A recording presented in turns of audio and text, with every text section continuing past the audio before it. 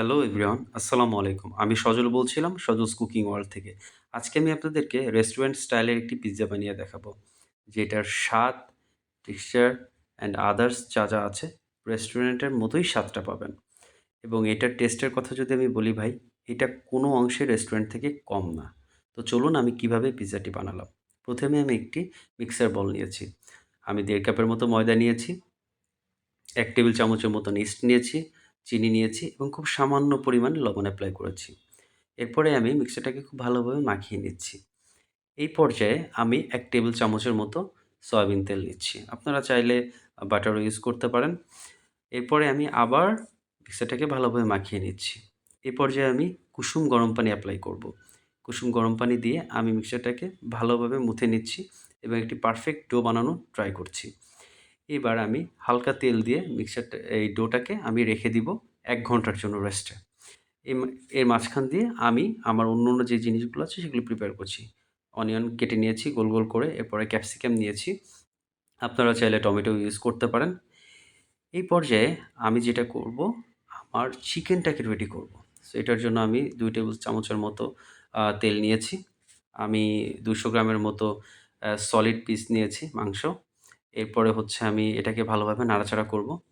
আমি এটাকে 60% এর মতো কুক করব। এ পর্যায়ে আমি একটু সামান্য লবণ নিচ্ছি স্বাদমতো।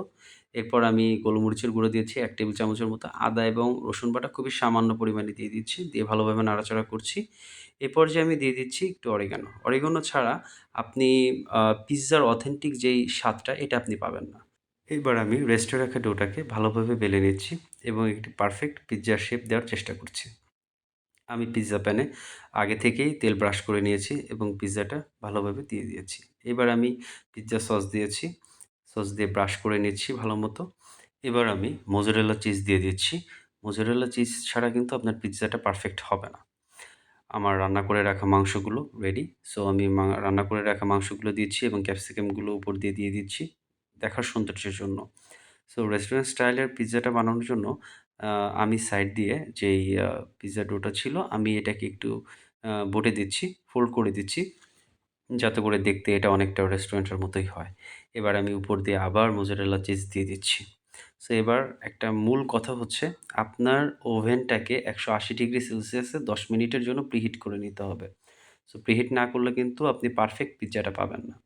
সো আমার আগে থেকে প্রিহিট করা ছিল। এবার আমি ১৮০ ডিগ্রি সেলসিয়াসে ১৮ মিনিটের জন্য পিজ্জাটাকে কুক করতে দিব। ১৮ মিনিট পর আমার পিজ্জাটি সম্পূর্ণরূপে রেডি এবং আ এটাকে দেখেই আসলে বুঝতে পারছেন যে এটা আসলে কতটুকু পারফেক্ট ওয়েতে হয়েছে।